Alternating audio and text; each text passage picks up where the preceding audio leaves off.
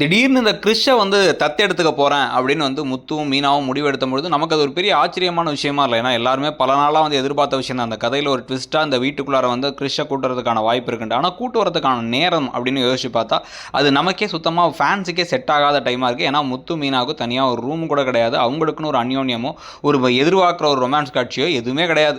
ஆனாலும் வந்து பார்த்திங்க அப்படின்னா வந்து இவங்களுக்கு ஒரு மரியாதையும் இந்த வீட்டை கிடையாது. ப்ளஸ் ஏகப்பட்ட சபதங்களை வேறு போட்டு வச்சிருக்கும் போது கிறிஷையும் கூட்டம் தான் அந்த பையனுக்கு ஒரு மன உளைச்சலை தான் கிரியேட் பண்ணுவாங்க. விஜயா வார்த்தையிலே குத்தி குத்தி கொல்லுவாங்களே அப்படிங்கிறது ஒரு பக்கம், சொந்த அம்மா இருந்தும் அவங்கள்ட்ட பேச முடியலங்கிற வருத்தம் இருக்கிறது ஒரு பக்கமும் இருக்குது. ஆனால் ரோஹிணிக்கு அதே மாதிரி வந்து தான் புள்ள மேலே அவங்க பாசமாக இருக்காங்கிற ஒரு கடுப்பும் இருக்குது. இன்னொரு பக்கம் வந்து ஒரு கூட்டம் தான் வந்து பிரச்சனைகள் நமக்கு வரும்னு தெரியும். அதனால் ரோஹிணி தன்னுடைய தாய்கிட்ட சொல்லி அதெல்லாம் இல்லை, என்ன நடந்தாலும் சரி அவனை அனுப்பிடாத அப்படின்னு சொல்கிறதுக்கும், அதே சமயத்தில் முத்து வந்து விடாப்படியாக நான் கூட்டம் வந்தே தீர்வேன் இருக்கிறதுக்கும் பல பிரச்சனைகள் அடுத்தடுத்து வரப்போகுது. அதை பற்றி நீங்கள் என்ன நினைக்கிறீங்க? தத்தெடுக்கிறது கரெக்டாக இல்லையாங்கிறத சொல்லுங்கள்.